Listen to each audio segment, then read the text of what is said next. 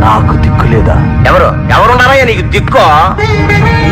ఉగ్ర నరసింహుడై పెళపెళార్భావాలతో ఉక్కు స్తంభాలనే పెళగించుకోవచ్చిన ఆ వెంకట నరసింహుడే నాకు దిక్కు.